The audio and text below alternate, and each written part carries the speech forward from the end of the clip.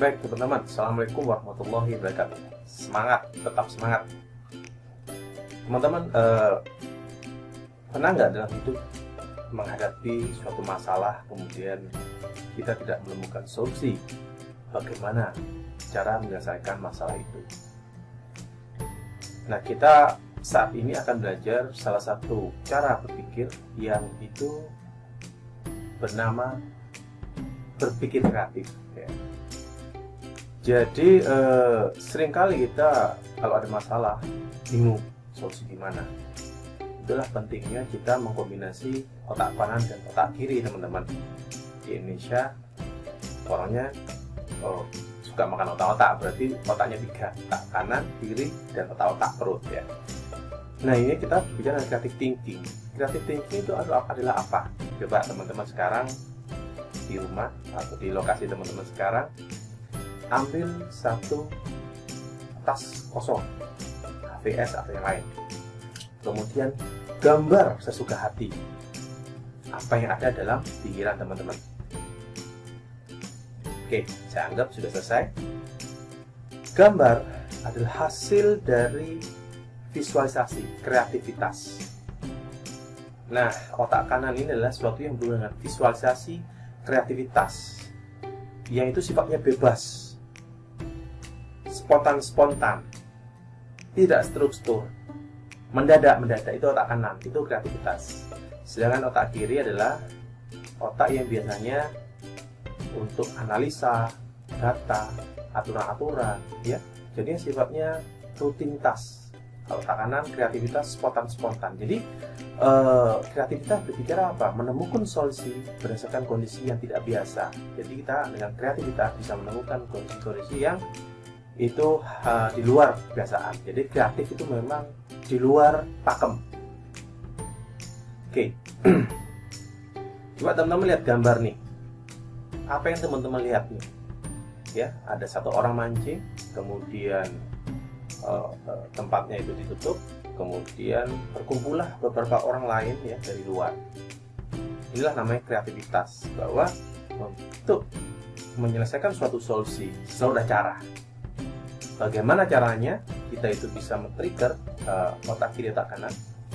Ini contohnya tadi ya, otak kiri itu bicara semua hal yang berhubungan dengan angka, data, fakta, analisis, SOP. Ya, yang rapi-rapi aja. Dengan otak kanan yang sifatnya kreativitas, ya, visualisasi, ya, intuisi, ide. Nah, itu otak kanan. Nah, kita belajar kreatif menggunakan otak kanan. Oke. Jadi kreatif itu adalah kemampuan untuk menggunakan imajinasi, teman-teman. Membayangkan, ya, menyampaikan ide, pendapat, membuat hubungan-hubungan, mencari solusi. Sehingga tujuannya adalah kalau ada permasalahan, teman-teman mudah menemukan solusi. Kalau teman-teman nggak bisa jualan, mudah menemukan solusi. Kalau teman-teman selama ini biasanya misalkan ojol, bingung, tidak ada pendapatan, bagaimana solusinya, kan gitu. Intinya kreativitas itu suatu hal yang kita itu membuat sesuatu yang baru, itu namanya kreatif. Jadi kalau orang nggak kreatif berarti dia tidak mau mencoba sesuatu yang baru, dia nggak mau sesuatu yang baru, pokoknya itu aja, berarti orang itu sudah otak kiri, nggak kreatif ya. Nah, kendala-kendala yang itu bisa terjadi sehingga kita tidak bisa berpikir kreatif, pertama jika ada kendala dalam diri kita, teman-teman. Pertama, namanya prasangka. Apa itu? Belum bilangnya nggak bisa. Aduh, posisinya sama aja. Gimana ini? Nggak bisa ini. Susah ini. Nah, itu barrier. Itu umumnya terjadi di dalam diri, ya. Itu yang paling banyak terjadi, dan kalau ini masih terjadi, itu nggak akan memunculkan otak kreatif. Jadi apa caranya? Hilangkan prasangka buruk, tapi prasangka baik. Itu namanya positive thinking. Kemudian berikutnya adalah hal yang membuat kita tidak kreatif. Sikap. Tidak mau mencoba. Nggak bisa. Susah. Jangan itu jangan ini Nah, otak kanan itu sifatnya berani ambil resiko, berani mencoba. Ya. Jadi dengan cara seperti itu, kalau kita mau melakukan cara yang berbeda, itu akan menghasilkan cara yang berbeda. Contohnya sekarang, coba teman-teman ambil kertas, ya, kertas putih kosong, kemudian tangan kanan pegang bolpen atau pena, terserah. Oke, setelah itu coba teman-teman tulis nama panggilannya, nama teman-teman. Misalkan panggilannya Andi, maka coba tuliskan di kertas tulisan ANDI. Sudah, saya anggap sudah ya. Gampang bukan?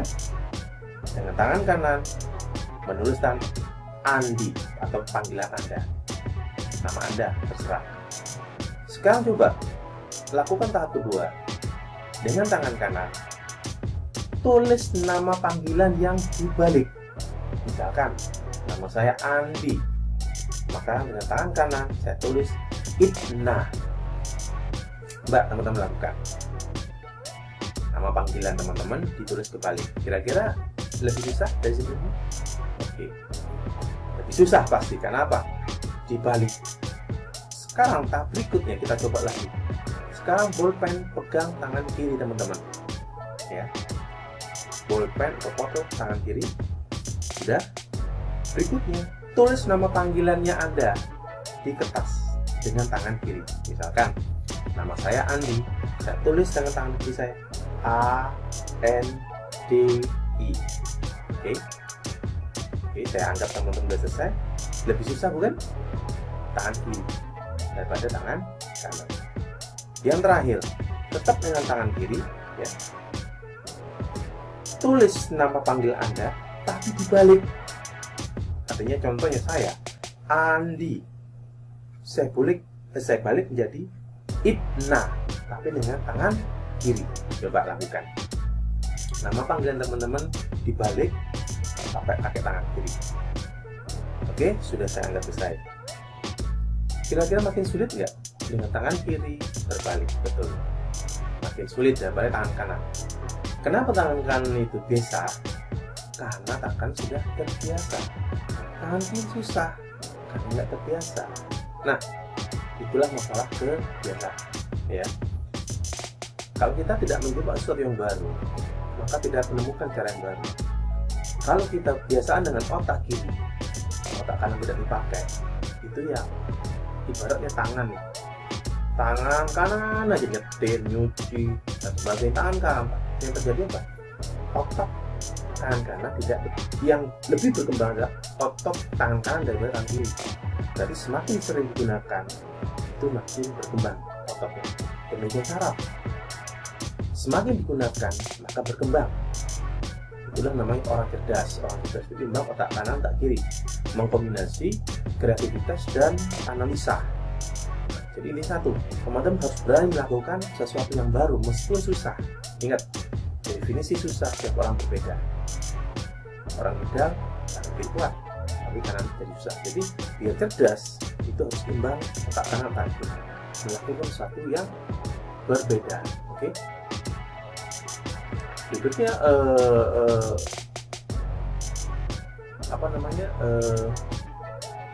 beberapa hal lain yang terjadi, ya. Sebentar.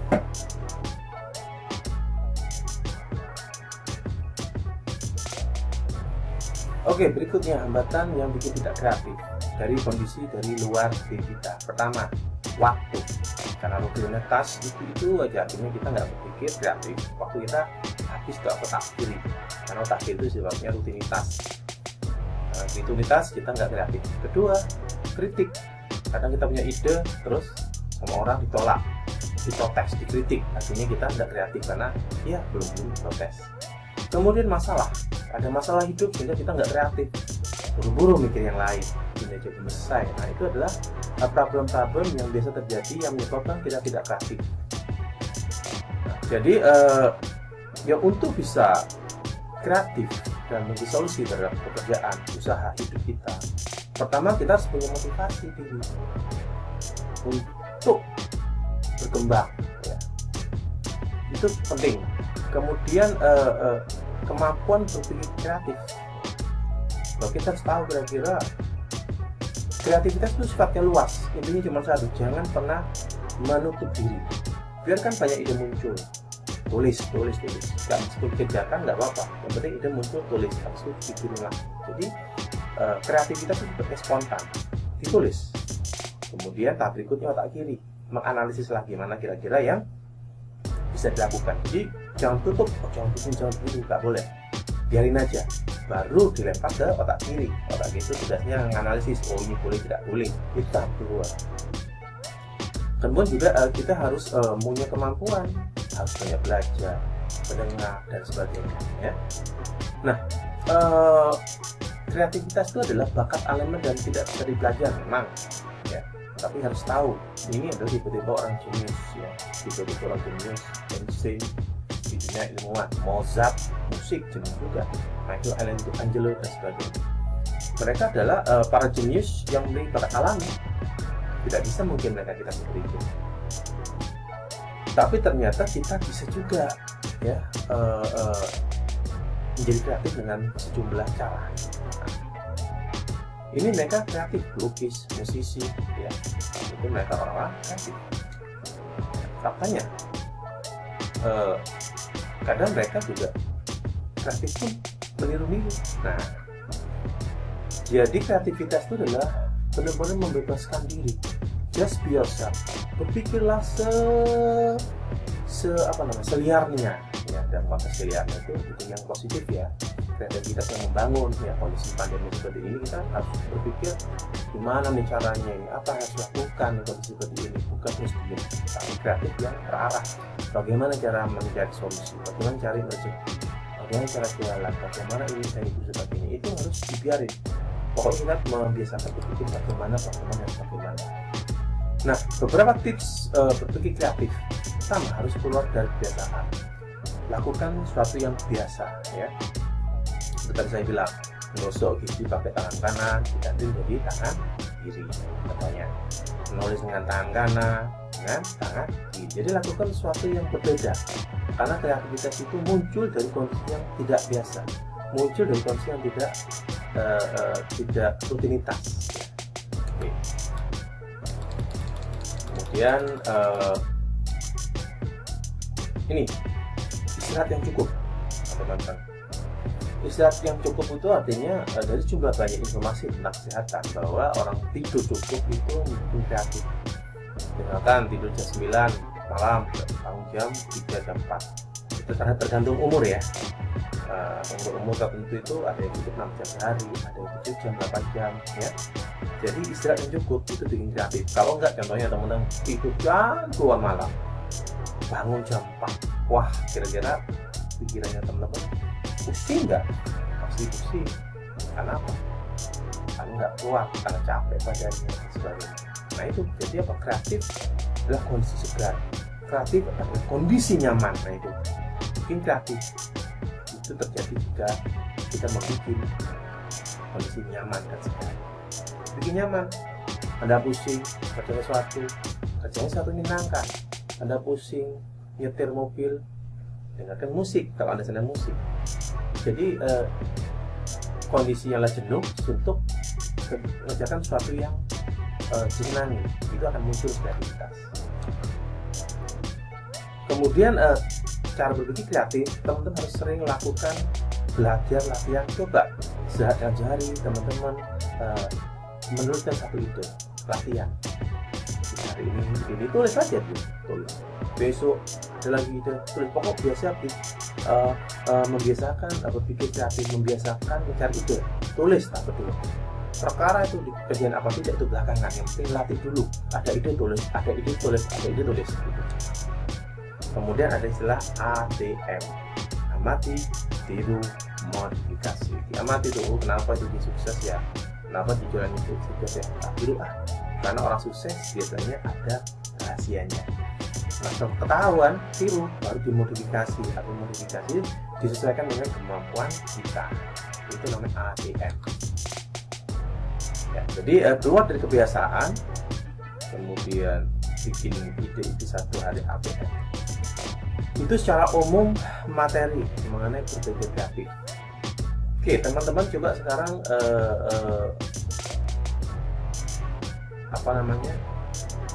ada lagi tips-tips untuk berpikir kreatif. Kalau ada istilah, kalau kita ingin ibadahnya bagus, deket-deketlah dengan orang yang ibadahnya bagus. Tapi kalau kita kumpulan dengan, mohon maaf, mungkin penjahat kriminal, preman, kita bisa jadi kriminal dan preman karena terpengaruh lingkungan. Jadi agar ada kreatif, berarti apa? Anda juga harus menjadi lingkungan yang kreatif. Lingkungan yang kreatif itu harus cari. Kalau ngajak teman-teman kumpul sudah pusing, jual nggak laku, solusi nggak ada, terus kumpulin sama orang pusing-pusing juga, gimana teman-teman bisa kreatif ya? Jadi berpikir kreatif itu adalah dengan cara kita bikin kita nyaman, senang, dan lakukan sesuatu yang berbeda ya. Dan lingkungan juga penting teman-teman ya. Lingkungan juga penting, seperti saya bilang ya. Oke teman-teman, ada beberapa poin. Coba sekarang teman-teman pikirkan satu hal. Satu hal ini maksudnya apa? Masalahnya apa sekarang? Teman-teman, sekarang masalahnya misalkan karena pandemi ini jualan susah, nggak dapat rezeki.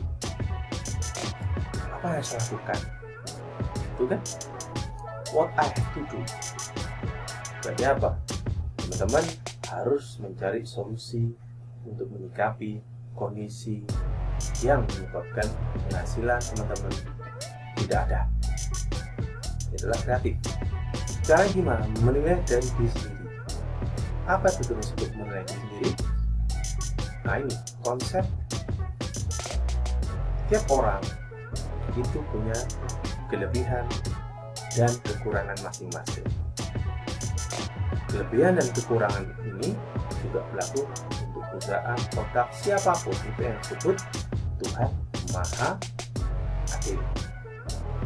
Jadi apa yang harus pertama kali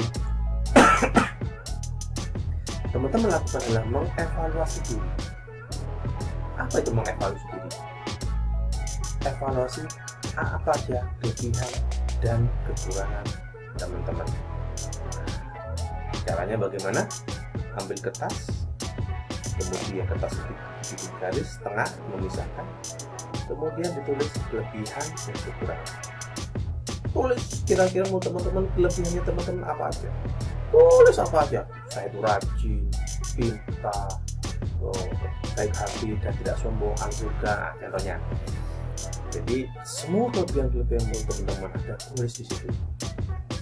Kedua, jangan lupa tulis semua kekurangan teman-teman. Jangan lupa, saya malas, saya bangun siang, saya nggak semangat, saya masa bodoh, saya nggak kreatif. Pokoknya semua yang negatif tulis dalam satu kertas yang sama. Sehingga dalam satu kertas ada dua bagian, kelebihan dan kekurangan teman-teman. Oke, setelah itu apa yang harus dilakukan?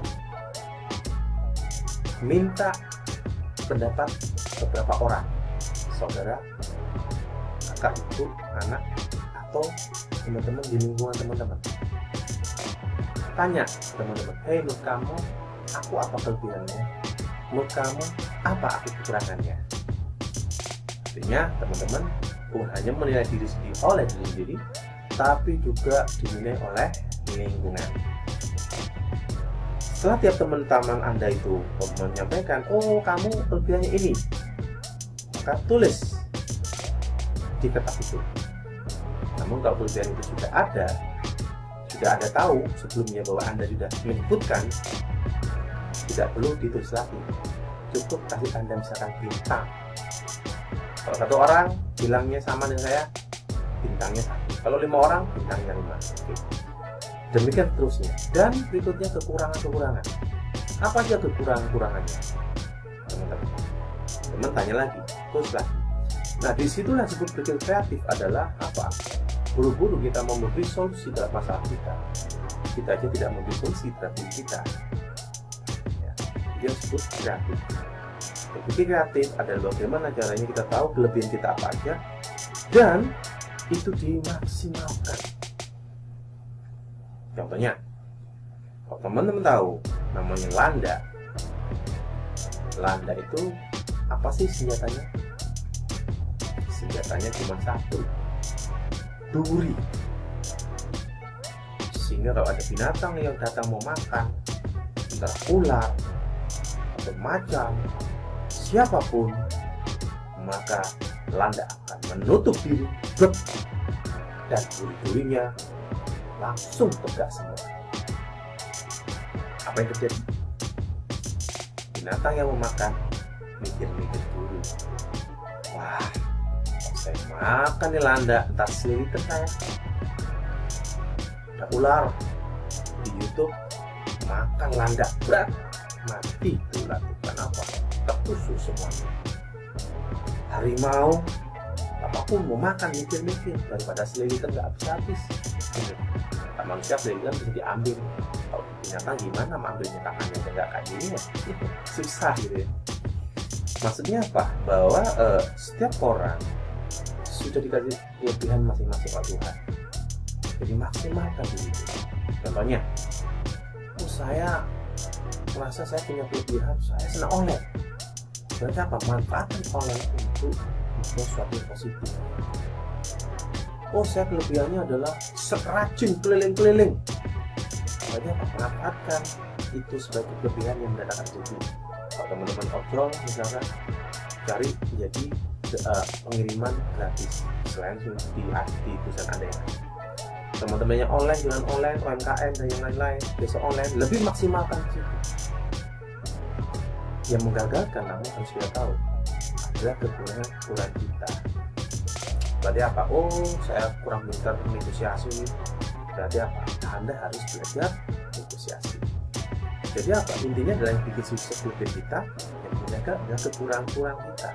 Jalan bagaimana dimulai dengan mendaftar semua kekurangan itu, sehingga apa? Setiap ada kekurangan yang kita sudah berkembang, misalkan saya bangunnya sekarang, tapi Anda belajar bangun api, dan Anda sudah berhasil, maka di daftar yang kekurangan itu Anda harus coret. Berarti apa? Kekurangannya berkurang. Nah, ini disebut cara berpikir kreatif dimulai dari diri sendiri. Kreatif dimulai dari kebiasaan, ingat ya.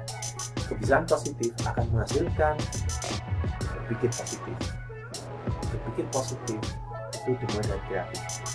Jadi saya ulangi secara umum, ilmu yang tepat, ilmu yang kreatif akan menghasilkan cara berpikir yang kreatif. Cara berpikir kreatif akan menghasilkan kebiasaan yang kreatif. Kebiasaan kreatif itu menghasilkan solusi terhadap permasalahan. Nah, zaman pandemi ini kan permasalahan satu, ya, rezeki berkurang. Jika kita melakukan sesuatu tidak berhasil lagi, maka cara itu tidak relevan. Cara itu sudah tidak tepat yang dilakukan. Jadi apa? Berarti harus melakukan cara yang baru. Contohnya, kalau teman-teman suka main sepak bola nih, kalau kita nyerang lawan dari sayap kanan, nyerang terus driblingnya, passing-passingnya, umpan lambung dan sebagainya, tapi nggak berhasil. Jangan lakukan dari serangan dari kanan, coba dengan cara serangan dari kiri, gagal, coba dari tengah, dan seterusnya. Jadi itu kreativitas. Kreativitas dari main sepak bola juga kreatif. Bagaimana cara ngegolkan kawan, itu nanti kreatif. Masa ada pemain sepak bola nyerang terusnya udah nggak bisa, berhenti aja, wah itu berarti udah nggak kreatif. Jadi kreativitas itu luas, teman-teman. Kreativitas adalah akan memunculkan solusi untuk mencapai yang kita inginkan. Jadi kembali ke laptop, teman-teman, tidak usah khawatir. Lakukan aja tips-tips yang tadi saya sampaikan, ya. Pertama adalah